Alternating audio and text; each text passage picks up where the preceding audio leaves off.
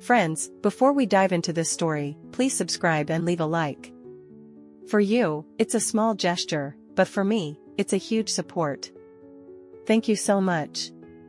Now, let's begin. March 2023. Moscow region. The city of Balashikha. The Izumrudny microdistrict. An ordinary apartment building. An ordinary apartment. But what happened within these walls shocked the entire country. A story that makes your blood run cold. A story that even close relatives still cannot believe. Her name was Anastasia Miliskaya.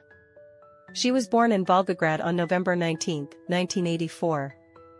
A beautiful, determined young woman. In 2008, Anastasia decided to radically change her life and moved to Moscow, with no connections, no support, alone, with ambition and dreams of the future. She got a job at a beauty salon, few clients, rented apartments, a small salary. But Anastasia didn't give up.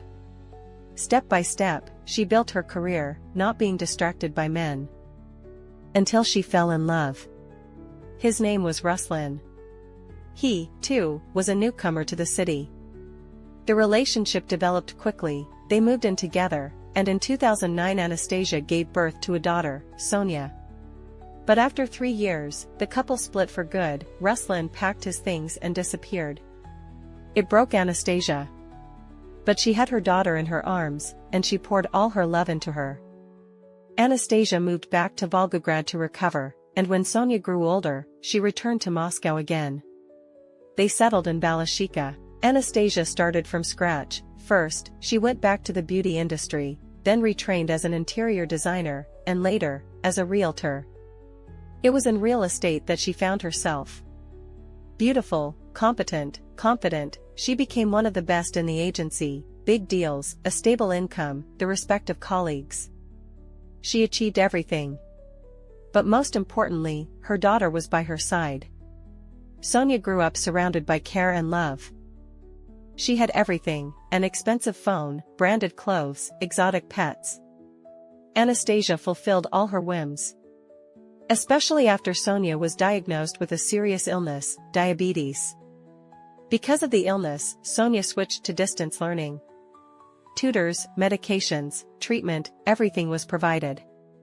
But along with care came capriciousness. The girl grew withdrawn, almost without friends. She lived on the internet, and her mother tried to be her friend. But adolescence did its work. Year by year, Sonya became more distant. Quarrels, resentment, and outbursts began. Anastasia complained to friends but continued to believe that things would get better. In January 2023, Sonya met a 15-year-old boy named Vova. He told her about his hard life, poverty, and problems. The girl fell in love. In the spring, she persuaded her mother to let Vova stay at their home for a couple of weeks. According to him, his parents had gone to another city, he didn't have time to pick up the keys to his apartment, and he had nowhere to live. Anastasia resisted, but in the end, she gave in. On the day she let Vova into the house, Nastia didn't even suspect she was letting her killer in. When the guest's time was up, Anastasia asked her daughter to have Vova leave. But Sonya insisted that his parents had not yet returned. Nastia gave in once more. Another couple of weeks passed. Then the woman began to suspect her daughter was lying. Anastasia found Vova's mother's phone number and called her. The woman was shocked. The parents had been home for a long time, but their son told them he was staying with his grandmother. Nastia understood everything. Sonya had lied. An argument broke out. Anastasia demanded that Vova move out. In the end, they agreed that he would spend the night and leave in the morning before Anastasia returned from work.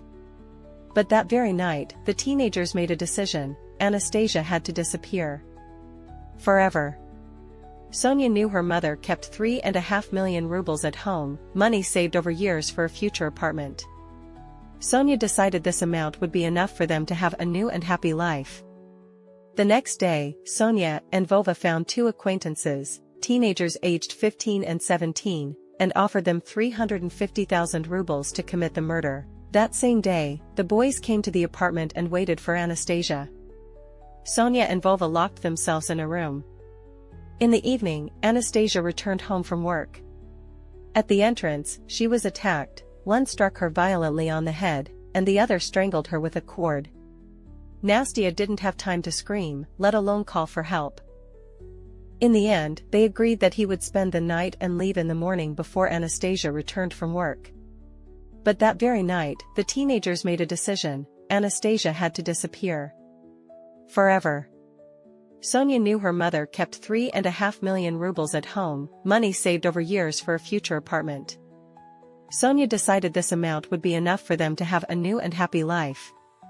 The next day, Sonya and Vova found two acquaintances, teenagers aged 15 and 17, and offered them 350,000 rubles to commit the murder. That same day, the boys came to the apartment and waited for Anastasia. Sonya and Vova locked themselves in a room. In the evening, Anastasia returned home from work.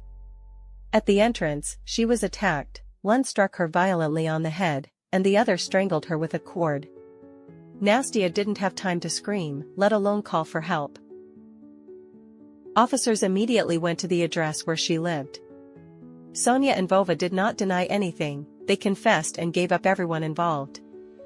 The investigation lasted almost 2 years. A psychiatric examination declared all of them sane. October 2023. In prison, Sonya was left alone with her illness, which she barely understood. The girl fell into a coma due to a severe diabetes complication. Several days in intensive care, she was saved. 2 weeks later, she returned to the detention center. But the medicines there were not the same as those her mother had bought. I want to explain, Anastasia had always purchased the best medications for her daughter, and even when sanctions were imposed in Russia, she still managed to buy imported drugs at high prices, because those were the only ones that truly helped Sonya. February 2025. The court announced the verdict. Sonya, 9 years. Vova and the hitmen, long sentences. All of them were sent to juvenile colonies. They will be released before the age of 30. But they will never truly be free, because they will live with this crime for the rest of their lives. This story provokes shock, disgust, and pain.